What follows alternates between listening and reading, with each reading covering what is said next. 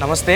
ఒక హీరో కేవలం 21 సీట్లతో గేమ్ నే మార్చేశాడు. మరో హీరో ఒక్క ఎన్నికలతో తమిళనాడు రాజకీయాలను షేక్ చేశాడు. ఒకరు అలయన్స్ తో గెలిచారు, మరొకరు సోలోగా హిస్టరీ క్రియేట్ చేశారు. కానీ అసలు క్వశ్చన్ ఏంటంటే, పవన్ కళ్యాణ్ స్ట్రాటజీ కరెక్టా లేక విజయ్ తీసుకున్న రిస్క్ కరెక్టా? ఎందుకంటే రాజకీయాల్లో ప్రతి రాష్ట్రానికి ఒకే ఫార్ములా పనిచేయదు. అదే పాయింట్ ని ఈ రోజు మనం పూర్తిగా డీకోడ్ చేసే ప్రయత్నం చేద్దాం. Let's begin the analysis.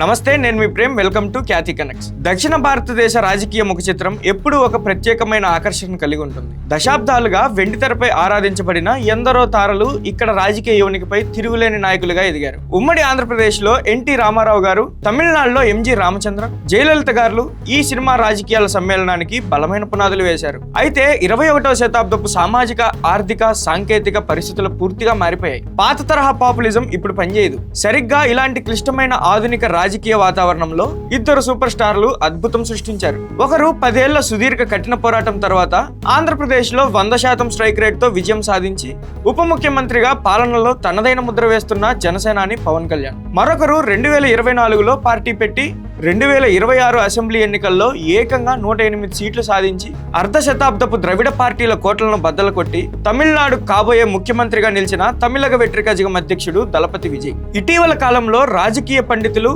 మరియు సోషల్ మీడియాలో ఈ ఇద్దరు నాయకులను పోలుస్తూ ఒక చర్చ అయితే జరుగుతుంది.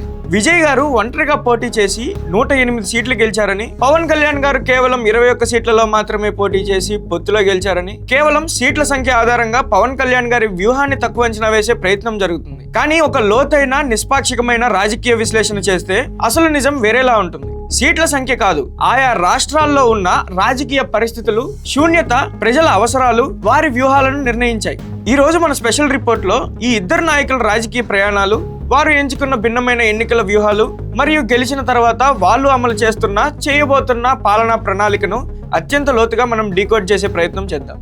ఇందులో మొదటిది రాజకీయ ప్రస్థానం మరియు మైలురాళ్ళు. ముందుగా పవన్ కళ్యాణ్ గారి జనసేన పార్టీ ప్రయాణాన్ని మనం పరిశీలిద్దాం. ఇది ఒక్క రాత్రిలో వచ్చిన విజయం కాదండి.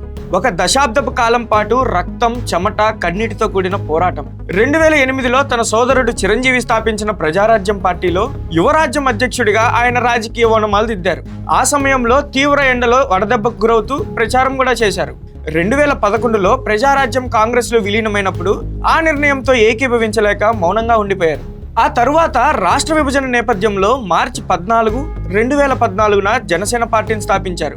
నవ్యాంధ్రకు అనుభవం ఉన్న నాయకత్వం కావాలన్న ఏకైక ఉద్దేశంతోనే 2014లో పోటీకి దూరంగా ఉండి ఎన్డీఏకి మద్దతు ఇచ్చారు. 2019లో ఒంటరిగా పోటీ చేసి కేవలం 1 సీటుకే పరిమితమై స్వయంగా తాను 2 చోట్ల ఓడిపోయారు. ఆ సమయంలో ప్రత్యర్థులు ఆయన్ను వ్యక్తిగతంగా ఎన్నో మాటలన్నారు. ఆయన రాజకీయ జీవితం ముగిసిపోయిందన్నారు. కానీ ఆయన ఎక్కడా వెనకడుగు వేయలేదు. రైతుల పక్షాన నిరంతరం క్షేత్రస్థాయిలో పోరాడారు. 10 ఏళ్ల ఆ అకుంఠిత దీక్షే 2024లో ఆయన్ను డిప్యూటీ సీఎంని చేసింది. మరోవైపు దళపతి విజయ్ రాజకీయ ప్రవేశం ఒక సునామీ లాంటిది. 1992 నుంచి తన అభిమాన సంఘాలను సామాజిక సేవా కార్యక్రమాల వైపు మళ్లిస్తూ ఒక అద్భుతమైన నెట్వర్క్ ను సైన్యంలో తయారు చేసుకున్నారు విజయ్. ఫిబ్రవరి 2వ తారీఖు 2024న తమిళగ వెట్రికజగం పార్టీని స్థాపించినట్లు ప్రకటించారు. అంబేద్కర్, పెరియార్, కామరాజ్ సిద్ధాంతాలైన సామాజిక న్యాయం, లౌకికవాదం, సమానత్వం పునాదులుగా పార్టీని నిర్మించారు. అక్టోబర్ 2024లో విక్రవాండిలో జరిగిన భారీ బహిరంగ సభ ద్వారా తన ఉద్దేశాలను కుండబద్దలు కొట్టారు. 2026 మే నెలలో జరిగిన ఎన్నికల్లో 234 స్థానాల్లో ఒంటరిగా పోటీ చేసి ఏకంగా 108 స్థానాలను కైవసం చేసుకుని తమిళనాడును శాసించే స్థాయికి ఎదిగారు విజయ్. ఇది ద్రవిడ రాజకీయ చరిత్రలో కనివిని ఎరిగిన రికార్డ్ అండి. ఇక మనం రెండో పాయింట్లోకి వెళ్తే, 2 రాష్ట్రాల్లోని రాజకీయ శూన్యత. రాజకీయాల్లో నాయకుడి వ్యూహం ఎప్పుడూ అక్కడ ఉన్న శూన్యతపై ఆధారపడి ఉంటుంది. ఆంధ్రప్రదేశ్ మరియు తమిళనాడు రాష్ట్రాల్లోని పరిస్థితులు భూమికి ఆకాశానికి ఉన్నంత తేడా ఉన్నాయి. దీన్ని అర్థం చేసుకుంటేనే వీరి వ్యూహాల వెనుక ఉన్న అసలు మాస్టర్ మైండ్ మనకు అర్థమవుతుంది.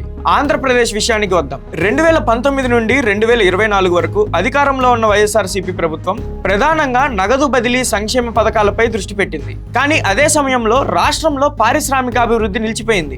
రాజధాని అమరావతి నిర్మాణం ఆగిపోయి 3 రాజధానుల గందరగోళం నెలకొంది. వివేకానంద రెడ్డి హత్య కేసు, ఇసుక, మద్యం కుంభకోణాల ఆరోపణలతో రాష్ట్రంలో ఒక రకమైన అస్థిరత, భయం ఏర్పడ్డాయి. 2024 నాటికి ఏపీకి కావాల్సింది ఒక కొత్త ప్రత్యామ్నాయం కాదు, రాష్ట్రాన్ని అప్పుల ఊబి నుంచి, వ్యవస్థల విధ్వంసం నుంచి బయటపడేసే ఒక స్థిరమైన, బలమైన, అనుభవజ్ఞులైన ప్రభుత్వం. ఇక్కడ ప్రతిపక్ష ఓటు చీలితే అది మళ్ళీ పాత ప్రభుత్వానికి మేలు చేస్తుంది. కానీ తమిళనాడు పరిస్థితి దీనికి పూర్తిగా భిన్నం. అక్కడ కరుణానిధి, జయలలిత లాంటి దిగ్గజాల మరణంతో ఒక భారీ నాయకత్వ శూన్యత ఏర్పడింది. జయలలిత మరణం తర్వాత ప్రధాన ప్రతిపక్షమైన అన్నా డిఎంకే, పళనిస్వామి, పన్నీర్ సెల్వం, శశికళ, దినకరన్ వర్గాలుగా చీలిపోయి అత్యంత బలహీనమైన స్థితికి చేరుకుంది. అధికారంలో ఉన్న డిఎంకేపై కుటుంబ పాలన, అవినీతి ఆరోపణలతో ప్రజల్లో, ముఖ్యంగా యువతలో తీవ్రమైన ప్రభుత్వ వ్యతిరేకత రగులుతోంది. ఈ పరిస్థితుల్లో ద్రవిడ పార్టీల ఆధిపత్యాన్ని సవాల్ చేసే సరికొత్త సిద్ధాంతాలతో వచ్చే ఒక ఫ్రెష్ ముఖం కోసం తమిళనాడు ఎదురు చూస్తుంది. సరిగ్గా అదే సమయానికి విజయ్ రంగంలోకి దిగారు. ఇక్కడే మనం పవన్ కళ్యాణ్ మరియు విజయ్ల వ్యూహ నైపుణ్యాలను లోతుగా విశ్లేషించాలి. ముందుగా పవన్ కళ్యాణ్ గారి త్యాగం మరియు విఘ్నత గురించి మాట్లాడుకుందాం. ఏపీలో ప్రభుత్వ వ్యతిరేక ఓటు చీలనివ్వను అని పవన్ ముందు నుంచే చెప్తూ వచ్చారు. ఎందుకంటే 2019లో ఆయన ఒంటరిగా పోటీ చేయడం వల్ల ఓట్లు చీలి వైఎస్ఆర్సీపీకి 151 సీట్ల భారీ మెజారిటీ వచ్చింది. ఆ తప్పు మళ్లీ జరగకూడదని, రాష్ట్రాన్ని కాపాడటమే ఏకైక లక్ష్యంగా టీడీపీ మరియు బీజేపీలతో చారిత్రాత్మక పొత్తును ఆయనే స్వయంగా కుదిర్చారు.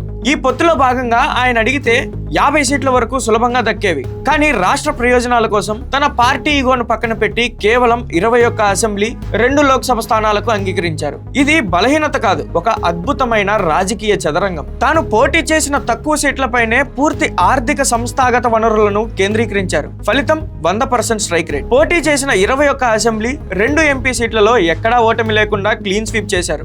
ఈ వ్యూహాత్మక త్యాగమే కూటమికి 164 సీట్ల భారీ విజయాన్ని అందించి ఇప్పుడు ఆయన్ను డిప్యూటీ సీఎం కుర్చీలో కూర్చోబెట్టింది. ఇక దళపతి గారి స్వతంత్ర సాహసం గురించి విశ్లేషిద్దాం. తమిళనాడులో ప్రతిపక్షమైన అన్నా డిఎంకే బలహీనంగా ఉన్నప్పుడు విజయ్ ఎవరితో అయినా పొత్తు పెట్టుకొని ఉంటే ఆయన కేవలం మరొక సాధారణ భాగస్వామిగా మిగిలిపోయేవారు. తనకు తాను ఒక ప్రత్యామ్నాయంగా నిరూపించుకోవాలంటే ఆయన పాత పార్టీల నీడను నడవకూడదు. అందుకే ధైర్యంతో ఏ పార్టీతో పొత్తు లేకుండా మొత్తం 234 స్థానాల్లో తన అభ్యర్థులను ఒంటరిగా బరిలోకి దించారు. ఈ నిర్ణయం ఆయన ఆత్మవిశ్వాసాన్ని ప్రజలకు చాటి చెప్పింది. డిఎంకే, అన్నా డిఎంకేలకు ఇక కాలం చెల్లిందని, మార్పుకు తానొక్కడే కేర్ ఆఫ్ అడ్రస్ అని యువత బలంగా నమ్మేలా చేసింది. దాని ఫలితమే 108 సీట్లు మరియు ఏకంగా 35% ఓట్ షేర్.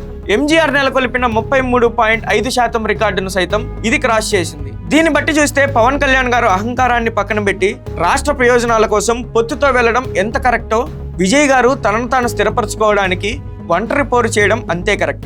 ఇద్దరూ తమ తమ గ్రౌండ్ రియాలిటీకి తగ్గట్టుగా 100% సరైన నిర్ణయాలే తీసుకున్నారు.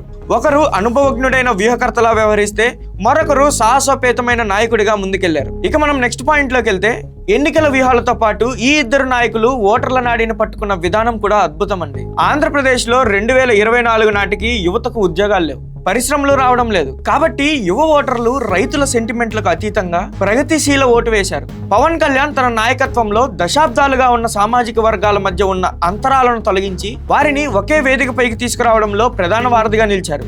ఇక ఇదే సమయంలో తమిళనాడులో జెన్జీ యువత వంశపారపర్యం రాజకీయాలపై తీవ్ర అసంతృప్తితో ఉన్నారు. ఈ తరానికి పాత నేతల కరపత్రాలు, మైకుల గోల ఎక్కదు. ఇక్కడే విజయ్ టీవీకే పార్టీ ఒక సరికొత్త ఆల్గరిథం అండ్ ఆరా అనే డిజిటల్ క్యాంపెయిన్ ను ప్రయోగించింది. సాంప్రదాయ మీడియాను కాదని నేరుగా సోషల్ మీడియా ద్వారా, షార్ట్ వీడియోల ద్వారా పల్లె పల్లెకు తన సందేశాన్ని చేరవేశారు. అలాగే అన్నా డిఎంకేల ఓటు బ్యాంక్ అయిన మహిళలను ఆకర్షించేందుకు కుటుంబ పెద్ద అయిన మహిళకు నెలకు 2,500 రూపాయలు ఇస్తామన్నారు. ఏడాదికి 6 ఉచిత గ్యాస్ సిలిండర్లు ఇస్తామన్నారు. పేద యువతలకు పెళ్లికి బంగారం వంటి పటిష్టమైన సంక్షేమ హామీలతో మేనిఫెస్టోను రూపొందించారు. ఇవే విజయ్కి బ్రహ్మరథం పట్టేలా చేశాయి. ఇక మనం నెక్స్ట్ పాయింట్లోకి వెళ్తే, ఇప్పటి వరకు మనం వారు ఎలా గెలిచారో చూసాం. కానీ అసలు సినిమా గెలిచిన తర్వాతే మొదలవుతుంది. ప్రజలు వారిని ఎన్నుకుంది కేవలం వారిని తెరపై చూసిన అభిమానంతో కాదు, వారి పాలనపై ఉన్న నమ్మకంతో. ఆ నమ్మకాన్ని వారు ఎలా నిలబెట్టుకుంటున్నారు? ముందుగా ఆంధ్రప్రదేశ్ ఉప ముఖ్యమంత్రి శ్రీ పవన్ కళ్యాణ్ గారి అడ్మినిస్ట్రేటివ్ రివాల్యూషన్ గురించి మాట్లాడుకుందాం. జూన్ 12, 2024న బాధ్యతలు చేపట్టినప్పటి నుండి పంచాయతీరాజ్, గ్రామీణాభివృద్ధి, అటవీ మరియు పర్యావరణ శాఖల మంత్రిగా ఆయన పాలనను పవన్ రాజ్ గా కీర్తిస్తున్నారు ప్రజలు. గత ప్రభుత్వంలో నిర్వీర్యమైన 13,350 గ్రామ పంచాయతీలకు పూర్తి స్వయం ప్రతిపత్తి కల్పించి క్లస్టర్ సిస్టమ్ను రద్దు చేశారు.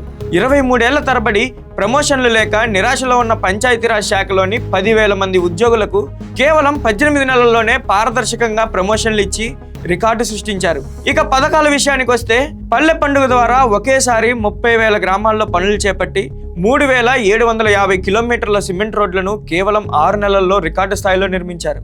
జలధార ప్రాజెక్టు ద్వారా 7,910 కోట్లతో ప్రతి ఇంటికి స్వచ్ఛమైన త్రాగునీరు అందించే బృహత్తర కార్యక్రమాన్ని ప్రారంభించారు.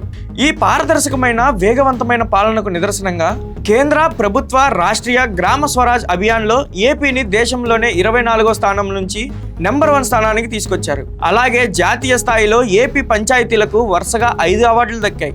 ఇక తమిళనాడులో ముఖ్యమంత్రి పీఠం ఎక్కబోతున్న విజయ్ గారి విజన్ 2035 ఎలా ఉందో చూద్దాం. డిఎంకే ఇచ్చే ఉచితాల మోడల్కి భిన్నంగా ఆయన టెక్నాలజీ ఆధారిత పాలనపై దృష్టి పెట్టారు. మధ్యవర్తుల ప్రమేయం లేకుండా అవినీతి రహిత ప్రభుత్వ పథకాలు నేరుగా ప్రజల ఖాతాల్లో పడేలా ఒక విప్లవాత్మకమైన సూపర్ యాప్ తీసుకురాబోతున్నారు. భారతదేశంలోనే తొలిసారిగా ఒక ప్రత్యేక ఆర్టిఫిషియల్ ఇంటెలిజెన్స్ మినిస్ట్రీని ఏర్పాటు చేసి తమిళనాడును 1.5 ట్రిలియన్ల ఆర్థిక వ్యవస్థగా మార్చేందుకు ఒక ఏఐ సిటీని నిర్మించాలనేది ఆయన సుదూర లక్ష్యం. రైతుల కోసం పండించిన వరికి 3,500 రూపాయలు, చెరుకుకు 4,500 రూపాయలు కనీస మద్దతు ధర ఇస్తామని ఆయన మేనిఫెస్టోలో హామీ ఇచ్చారు. చూశారుగా, సినిమా హీరోలుగా అభిమానుల ఆరాధ్య దైవాలుగా మొదలైన వీరిద్దరి ప్రయాణం నేడు ప్రజానాయకులుగా అత్యున్నత శిఖరాలకు చేరుకుంది. పవన్ కళ్యాణ్ గారు తన రాష్ట్ర వినాశనాన్ని ఆపడానికి తన అహంకారాన్ని, సీట్ల ఆశను పక్కన పెట్టి అత్యంత పరిణితి చెందిన రాజనీతిజ్ఞుడిగా వ్యవహరించారు. డిప్యూటీ సీఎంగా అద్భుతమైన పాలన అందిస్తున్నారు. విజయ్ గారు తన రాష్ట్రంలో పాతుకుపోయిన పాత రాజకీయ వ్యవస్థను కూకటి వేలతో పెకిలించడానికి అసాధారణమైన సాహసంతో ఒంటరి పోరు చేసి చరిత్ర సృష్టించి ముఖ్యమంత్రిగా పగ్గాలు చేపట్టబోతున్నారు. అందుకే ఎవరు ఎక్కువ పోటీ చేశారు, ఎవరు తక్కువ పోటీ చేశారు అనే అనవసరమైన గణాంకాల పోలికలను పక్కన పెడదాం. ఇద్దరూ తమ తమ రాజకీయ యుద్ధ రంగాల్లో ఎంచుకున్న లక్ష్యాలకు తగ్గట్లుగా 100% విజయం సాధించారు. ఇప్పుడు వారు గెలిచారు, చేతిలో అధికారం ఉంది. ఇక్కడి నుంచి వారు తమ ప్రజల జీవితాలను ఏ మేర మారుస్తారు, తమ రాష్ట్రాలను ప్రగతి పదంలో ఎలా ముందుకు తీసుకెళ్తారన్నదే వారి నిజమైన విజయాన్ని నిర్ణయిస్తుంది. ప్రజాస్వామ్యానికి కావాల్సింది కూడా అదే. ఇది దక్షిణ భారత రాజకీయాల్లో ప్రకంపనలు సృష్టిస్తున్న పవన్ కళ్యాణ్ మరియు దళపతి విజయ్ల రాజకీయ పాలనా వ్యూహాలపై మన స్పెషల్ రిపోర్ట్. మరో ఆసక్తికరమైన విశ్లేషణతో మళ్ళీ కలుద్దాం. చూస్తూనే ఉండండి ఖ్యాతి కనెక్ట్స్.